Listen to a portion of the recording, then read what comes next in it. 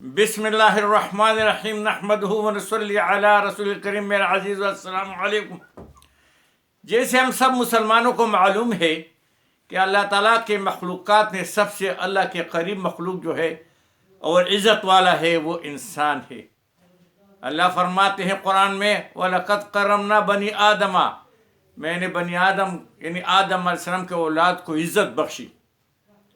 اور پھر اس مخلوق کو اللہ تعالیٰ نے ویسے نہیں چھوڑا، وقتاً فوقتاً اپنے ان انسانوں میں سے سب سے بہترین چنے ہوئے برگزیدہ لوگوں کو مبعوث فرمایا، نبی بھیجا تاکہ ان کو اللہ کے ساتھ رابطہ بنا دیں اور اپنے خالق کو پہچانے۔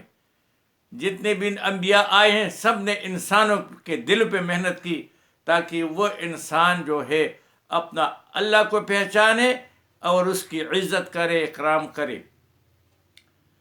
اور اسی طرح 1,24,000 کم و بیش جو ہے نبیوں کو بھیجا، اور ان میں جو ہے 4 کتابیں وہ بہت مشہور ہیں، وہ اللہ نے نبیوں پہ نازل فرمائیں، اور وہ کتابیں جو ہے تورات ہے جو وہ حضرت موسیٰ علیہ السلام پہ نازل ہوئی، اور زبور داؤد علیہ السلام پہ نازل ہوئی، اور انجیل جو ہے حضرت عیسیٰ علیہ السلام پہ نازل ہوئی، اور قرآن مجید حضرت محمد صلی اللہ علیہ وسلم آخری نبی پہ نازل ہوئی۔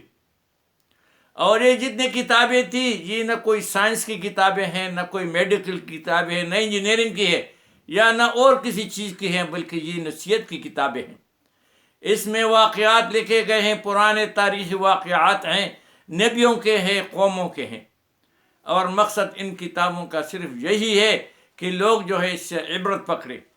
جنہوں نے نبیوں کی بات کو مانا اور اس کو سچ کہا اور پھر اللہ کو ایک مانا اور اس پر عمل کیا تو اللہ تعالیٰ نے ان کو یہاں کامیاب کیا، دنیا میں بھی کامیاب، محشر بھی کامیاب، اور جنت میں جائیں گے انشاءاللہ۔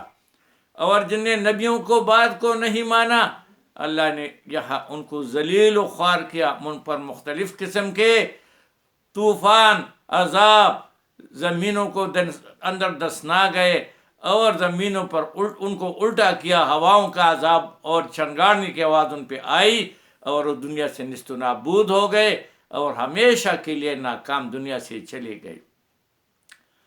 تو یہ ہمیشہ سے اللہ کے ایک ترتیب ہے، اللہ کا سنت ہے، اور اسی طرح قیامت تک یہ بات جاتی رہے گی کہ 2 گروپ ہوں گے۔ ایک رحمان والا گروپ ہوگا جو اللہ کے ماننے والے کے رحمان کو ماننے والے ہوں، دوسرا گروپ شیطان کا ہوگا جو شیطان کے ماننے والے ہو اور اللہ سے انکاری ہوں گے۔ تو اللہ جو رحمان کو ماننے والے ہیں ان کو اللہ تعالیٰ کامیاب فرمائیں گے۔ اور جیسے قرآن میں ہم جو سب سے زیادہ ذکر آیا ہے قرآن میں وہ حضرت موسیٰ علیہ السلام کا ذکر آیا۔ وہ فرعون کے پاس تشریف لائے، فرعون نے اپنے آپ کو رب العلیٰ کا خطاب دیا تھا کہ میں سب سے بڑا پالنے والا اور تمہارے لوگوں کا رب ہوں۔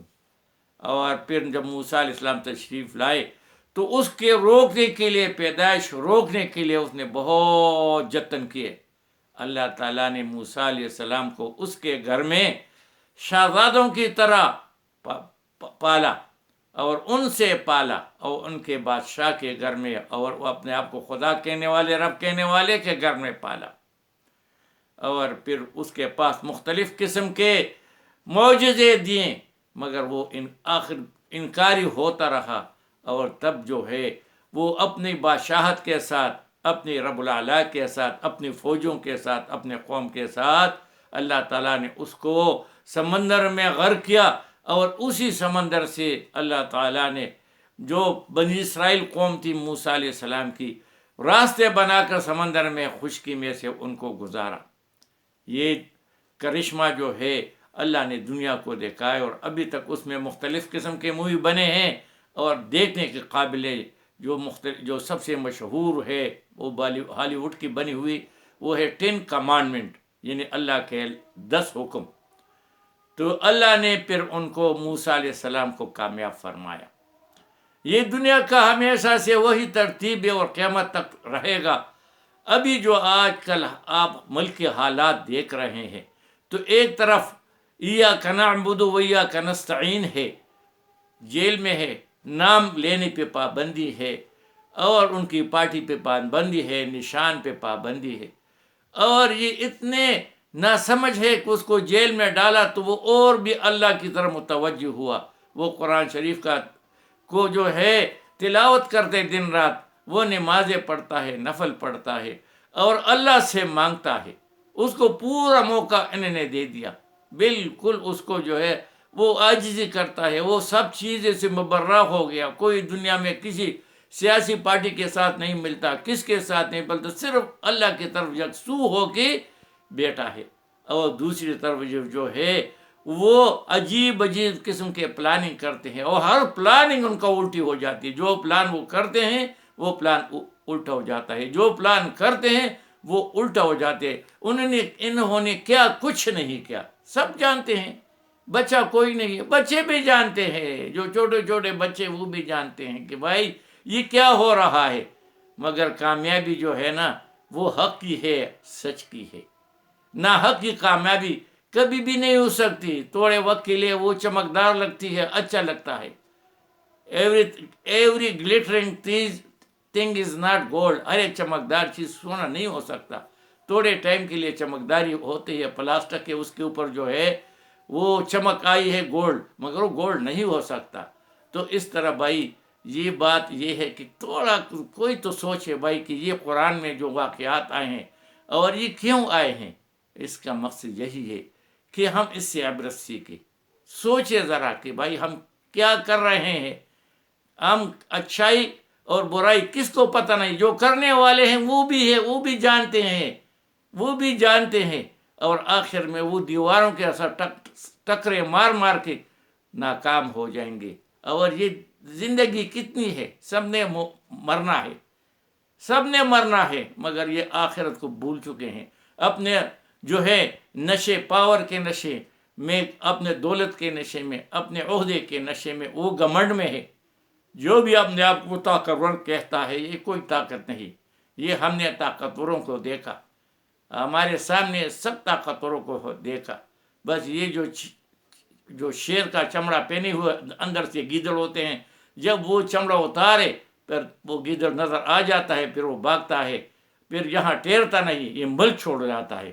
اور اس کی سب سے بڑی مثال پرویز مشرف تھا. وہ جو جناب اس نے سب کچھ کیا اور یونیفارم میں صدر بنا، اور اپنے اس نے ایسے اس پارلیمنٹ سے ایسے قانون پاس کیے کہ وہ سب امینڈمنٹ کر سکتا تھا اکیلے. اور وہ جناب یہ چیز یہ ہے سپریم کورٹ نے اس کو اجازت دی. سنیں یہ ہمارا سپریم کورٹ ہے اور یہ وہ کورٹیں ہیں.